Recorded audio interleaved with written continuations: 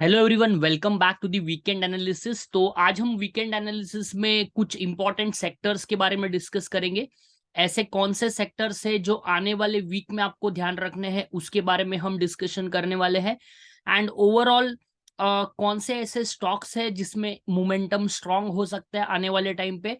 As well as we will be also discussing about the foreign institutional investors, the FII का data discuss करेंगे कि FII ने अपनी position किस तरीके से बनाई है, और उससे हम एक ओवरऑल ब्रॉडर व्यू लेने का ट्राई करेंगे कि एग्जैक्टली कि वीकेंड बेसिस पे अगर एनालिसिस करें तो ओवरऑल आने वाले टाइम में निफ्टी और बैंक निफ्टी या जो वेरियस सेक्टर्स है उसमें ऐसा कौन सा सेक्टर है जो मुझे स्ट्रांग दिख रहा है, और कौन से ऐसे स्टॉक्स है जिसमें बहुत सारा बाइंग हुआ है, डिलीवरी बेस्ड ज्यादा बाइंग हुआ है, उसके ऊपर भी हम आज के वीडियो में डिस्कस करने वाले हैं। और अगर आप पहली बार चैनल पे आए हो तो ऐसे ही वीकेंड एनालिसिस भरे वीडियो मैं इस चैनल पे लाते रहता हूँ। तो चैनल पे नए आए हो तो सब्सक्राइब करके रखे ताकि अगले वीकेंड एनालिसिस के वीडियोस के नोटिफिकेशन आप तक पहुंच पाए।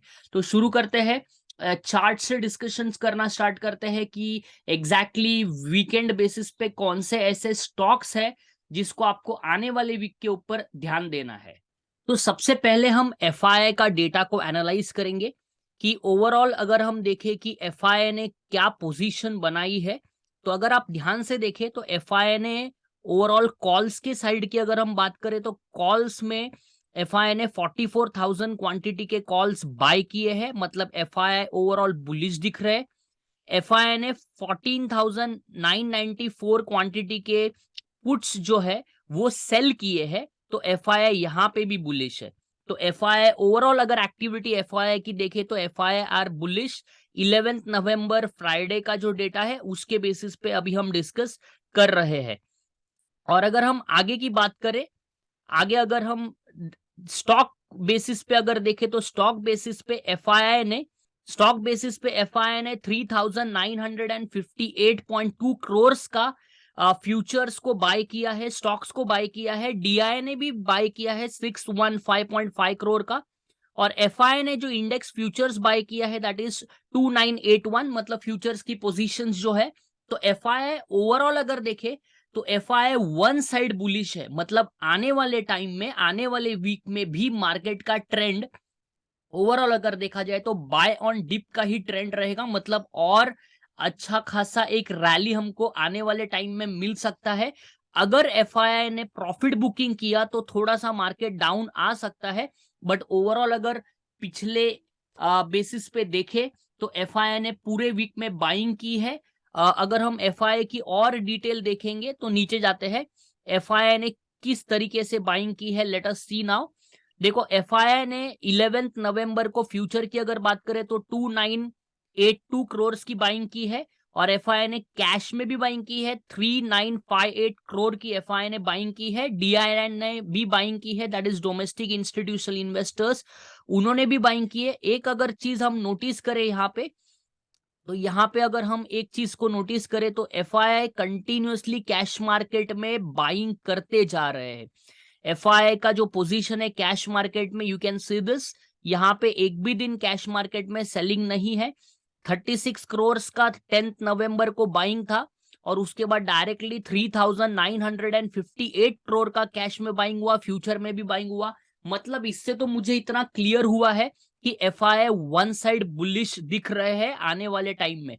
अब हम एफआईआई बुलिश है तो आने वाले टाइम में कौन सा सेक्टर हमको ध्यान रखना है उसके बारे में थोड़ा सा डिस्कशंस कर लेते हैं ताकि ओवरऑल आपको आइडिया आ जाए। So if you see this, ये जो सेक्टर फिलहाल अभी हमको इस आने वाले टाइम में फोकस करना है दैट इज आईटी सेक्टर। तो आईटी सेक्टर बहुत टाइम से कंसोलिडेट कर रहा था, बहुत टाइम से आईटी सेक्टर एक स्ट्रॉन्ग कंसोलिडेशन फेज में था, और आईटी सेक्टर में आने वाले टाइम में हमको काफी बढ़िया सा मोमेंटम देखने मिल सकता है। तो सबसे पहला जो स्टॉक हम आईटी सेक्टर में डिस्कस कर रहे हैं दैट इज टीसीएस। तो टीसीएस अगर हम देखें तो ओवरऑल अपने मूविंग एवरेज के आसपास खड़ा हुआ है, एंड एक अच्छा खासा रैली हमको यहाँ पे टीसीएस में भी देखने मिला है। इमीडिएट रेजिस्टेंस है उसका 3396 का, उसके ऊपर एक अच्छा खासा मोमेंटम हमको टीसीएस में देखने मिल सकता है। हम सारे आईटी स्टॉक्स को डिस्कस करते हैं, देन उसमें से फाइंड आउट करते हैं कौन से ऐसे आईटी सेक्टर में हमको अच्छी खासी एंट्री मिल सकती है। अगला जो हमारे लिए स्टॉक है दैट इज HCL टेक्नोलॉजीज। काफी बढ़िया सा चार्ट पैटर्न है इफ यू सी दिस। तो HCL टेक्नोलॉजीज में अगर हम देखें तो इसने अपने एक रेजिस्टेंस को, ये इसका एक रेजिस्टेंस था 1055 का, इसने वीकली चार्ट में 1055 के ऊपर क्लोजिंग दे दी है। मतलब अभी HCL टेक्नोलॉजी एक काफी अच्छा खासा स्टॉक हमको आने वाले टाइम में रैली दे सकता है, बिकॉज ये अपने सारे मूविंग एवरेजेस के ऊपर ट्रेड कर रहा है। एक इमीडिएट रेजिस्टेंस इसका 1200 के आसपास है, तो काफी ज्यादा जगह है। मतलब आईटी सेक्टर में रैली जो आने वाली है, आईटी सेक्टर में अगर बूम आने वाला है, तो HCL टेक्नोलॉजी सबसे पहले अच्छा खासा रिटर्न्स आपको यहाँ पे बना के दे सकता है। तो हमको HCL टेक्नोलॉजीज को अपने वॉच लिस्ट में ऐड करके रखना है, and this can give us better returns. जल्द से जल्द रिटर्न दे सकता है, बिकॉज सेक्टर जब चलेगा तब ऐसे स्टॉक्स पहले भागेंगे जिनका ओवरऑल ट्रेंड पॉजिटिव है। उसके बाद अगर हम एक स्टॉक देखें तो ये भी एक बढ़िया सा चार्ट पैटर्न मुझे यहाँ पे दिख रहा है। इफ यू सी दिस, अगर हम ये चार्ट को एनालिसिस करें तो this red line is the 200 day moving average, and ये वीकली चार्ट पे परफेक्ट 200 डे के मूविंग एवरेज पे इसने एक हैमर कैंडल बनाया है। इसका मतलब यहाँ पे एक बाइंग प्रेशर है, तो यहाँ से एक ऊपर की रैली हमको आने वाले टाइम में देखने मिल सकती है। तो this Mphasis is also one kind of stock which you should keep in your watch list for the coming week. तो वीकली एनालिसिस है, इसका मतलब ये आप आने वाले 1 महीने के लिए, 2 महीने के लिए भी इसमें एंट्री बना सकते हो। तो that is the second stock जो मुझे काफी अच्छा चार्ट पैटर्न इसका दिख रहा है। नेक्स्ट जो हमारा स्टॉक है विप्रो। विप्रो फिलहाल मैं इंटरेस्टेड नहीं रहूंगा। द रीजन इज विप्रो अभी भी 200 डेज मूविंग एवरेज के नीचे है। जब तक विप्रो 200 डेज मूविंग एवरेज के ऊपर नहीं जाएगा तब तक इसमें ट्रेंड जो है, मोमेंटम जो है स्ट्रांग नहीं बनेगा। तो that is why 200 days moving average के ऊपर, मतलब अगर हम देखें कि इसका 200 डेज मूविंग एवरेज 410 420 के आसपास अगर विप्रो आता है तो एक अच्छा खासा रैली विप्रो में भी हमको देखने मिल सकता है। अगर हम नेक्स्ट स्टॉक की बात करें तो दैट इज इन्फोसिस। इन्फोसिस भी स्ट्रॉन्ग मोमेंटम में आ चुका है ऑलरेडी। इसके मूविंग एवरेजेस आसपास आ चुके हैं, एंड मूविंग एवरेजेस के ऊपर इसने एक क्लोजिंग दी है ग्रीन कैंडल से। तो काफी अच्छा बाइंग प्रेशर मुझे इन्फोसिस में देखने मिल रहा है। दैट इज 1570 का बाइंग प्रेशर है यहाँ पे।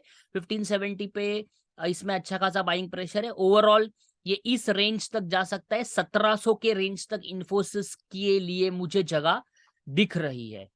फिर नेक्स्ट अगर हम बात करें तो नेक्स्ट जो स्टॉक है कोफोर्ज इंडिया। कोफोर्ज इंडिया भी अपने मूविंग एवरेज के आसपास ही कंसोलिडेट कर रहा है।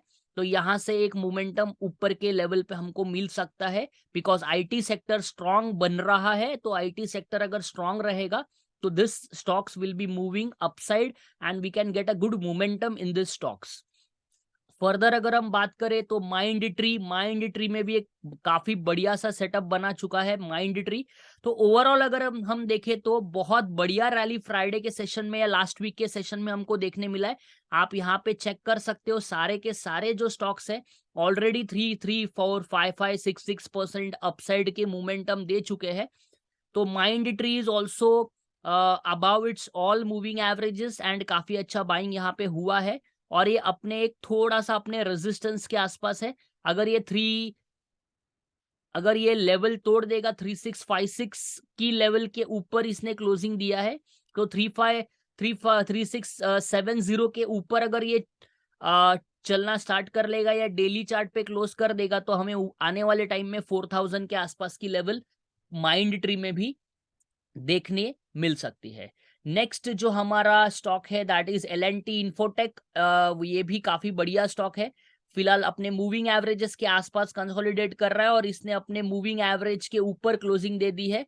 तो अभी सीधा मोमेंटम स्ट्रांग बनने वाला है और ये आने वाले टाइम में आपको 6000 की लेवल पहुंचा देगा ये स्टॉक, बिकॉज आईटी सेक्टर बहुत टाइम से कंसोलिडेट कर रहा था। एंड अगर आपको अभी आने वाले टाइम में अगर शॉर्ट टर्म बेसिस पे या 2 to 3 मंथ्स के बेसिस पे अगर रिटर्न्स कमाने हैं तो सबसे बेस्ट सेक्टर है आईटी सेक्टर। तो आईटी सेक्टर में काफी बढ़िया रैली आने वाले टाइम में आ सकती है। नेक्स्ट जो स्टॉक है that is Tech Mahindra, I am not interested, already 200 days moving average के आसपास कंसोलिडेट कर रहा है। जब तक ये अपने ऑल मूविंग एवरेजेस के ऊपर नहीं जाएगा तब तक हम इसमें इंटरेस्ट नहीं लेंगे। फर्दर अगर हम बात करें L&T टेक्नोलॉजी सर्विसेज, ये भी अपने मूविंग एवरेजेस के आसपास है। तो अगर ये अपने मूविंग एवरेज के ऊपर क्लोज कर देगा तो हमको एक आने वाले टाइम में रैली दिख सकती है और 5000 की लेवल भी हमको आने वाले टाइम में इसमें मिल सकती है। तो this is all the weekend analysis which we have done of the various stocks. अभी कुछ ऐसे स्टॉक्स कर देखते हैं जिसमें डिलीवरी बेस ज्यादा बाइंग हुई है। तो डिलीवरी बेस ज्यादा बाइंग अगर होती है तो आने वाले टाइम में वो स्टॉक्स काफी अच्छा रिटर्न्स बना के देते हैं। सबसे पहला है हमारा कोटक महिंद्रा बैंक।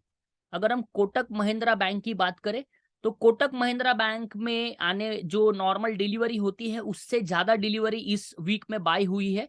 तो आपको एक लेवल याद रखनी है कोटक बैंक में 1933 1933 1933। अगर ये स्टॉक 1933 की लेवल को तोड़ देगा तो एक काफी बढ़िया सा रैली इस स्टॉक में देखने मिलेगा।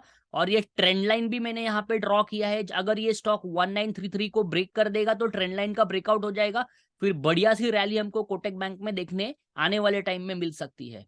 दूसरा जो स्टॉक है दैट इज आईसीआईसीआई प्रूडेंशियल।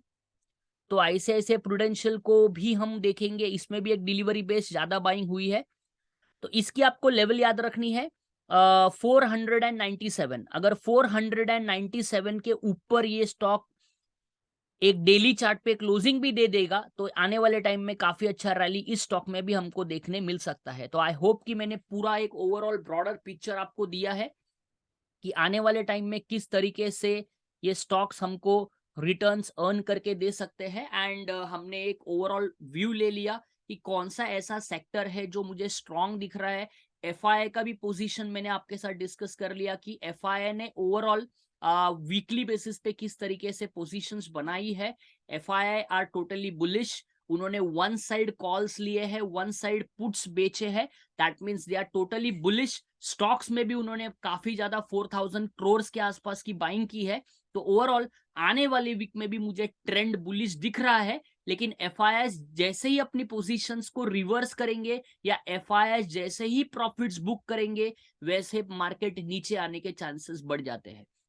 तो this will be an overall trend for the upcoming week. तो एफआईआईज अगर सेल करेंगे तो मार्केट थोड़ा नीचे आ सकता है डेली चार्ट्स के ऊपर। तो this is the sector which we can concentrate for the upcoming week. IT sector मुझे काफी बढ़िया स्ट्रांग दिख रहा है और मैंने काफी सारे स्टॉक्स भी आपके साथ डिस्कस किए हैं। तो आपको ये सेशन कैसे लगा कमेंट सेक्शन में कमेंट करके बताएं। और अगर आप पहली बार चैनल पे आए हो तो सब्सक्राइब कर ले, बिकॉज ऐसे ही इंफॉर्मेटिव वीकेंड एनालिसिस भरे वीडियो मैं इस चैनल पे लाते रहता हूँ। Thank you very much. Next weekend में मिलेंगे with some new analysis and some with new learning. Thank you all of you, bye bye, take care.